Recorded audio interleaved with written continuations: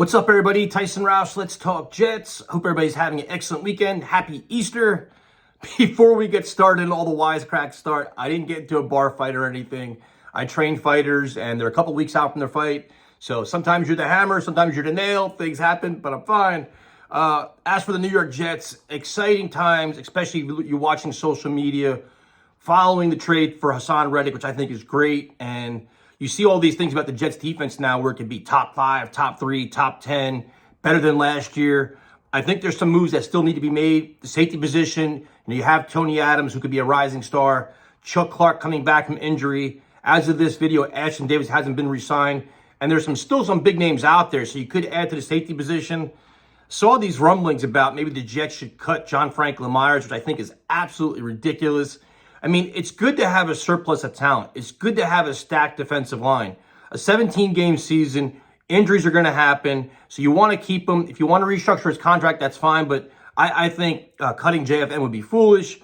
And in terms of the potential of defense, I mean, I like Reddick a lot. I think this defense could be legit, especially if the offense can have sustained drives and score points. And the defense can just pin their ears back and flourish, create turnovers, get sacks, and close out games. Now, in terms of next moves, things could quiet down now before the draft, because a lot of teams could say, you know what, we're going to go in wait and see mode, see what we get in the draft, and then address more free agent moves after that. But for the Jets, I think there's still some moves to be made, especially on offense, which is my primary concern, which is, I think, all of our concerns the entire offseason. Now, I like the signing of Mike Williams a lot, but the fact that he may not be ready for training camp and there's concerns about ready for the season still is a concern. So you have to think about adding more pieces to the puzzle at wide receiver. I understand you can go, wide receiver at 10.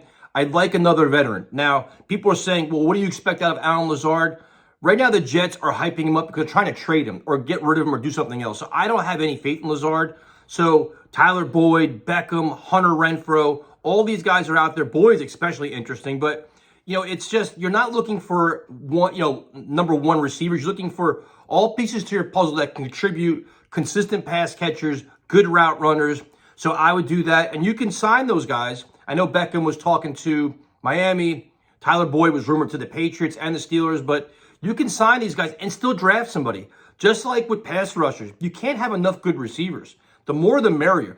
Create great depth, create more competition. At the running back position, I still have a concern there too, where we love Breece Hall. He could be a bell cow back and all these things. You could be all pro, whatever you want. You want a good number 2 behind him, and I don't want it to be a rookie because you have all these exotic pass protections, all these things, the speed of the NFL game. I'd rather not have a rookie behind Breece. Now, I know we all like Izzy. I like to see Izzy on kickoffs, to be honest with you, but he too has a long way to go. So you bring in a veteran that's been there, done that can help this offense, can be in short yardage, just spell Breece Hall. Now, there's some names out there now. This video is being made on March 31st, and moves are being made all the time, but you have guys like Cam Akers. I know Ezekiel Elliott, who's been rumored to go back to the Cowboys. Damian Harris, versatile guy. J.K. Dobbins is really interesting. He rehabbed with Aaron Rodgers, but again, coming off an ACL. Oh, Kareem Hunt, another guy.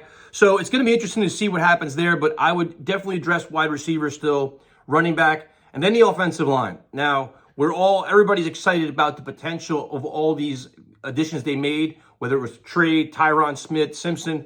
But the other thing is you want depth, and you want quality depth. And for me, David Bakhtiari screams that.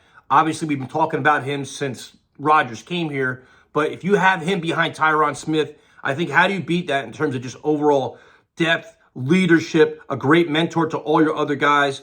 Donovan Smith is still out there where he said he wanted to play for the Jets. Again, you're not looking for elite level play here. You're looking for, if we have to play in a pinch, you have a quality guy there as well. You can look for guys on the right side, just keep adding pieces. And you go into the draft with a lot of flexibility. But for me, the primary focus for Joe Douglas from here on out is got to be the offense, stockpiling weapons, stockpiling depth, to put Aaron Rodgers in the absolute best position to succeed. Let me know what you guys think. Let me know other names you can consider too. I'll talk to you later.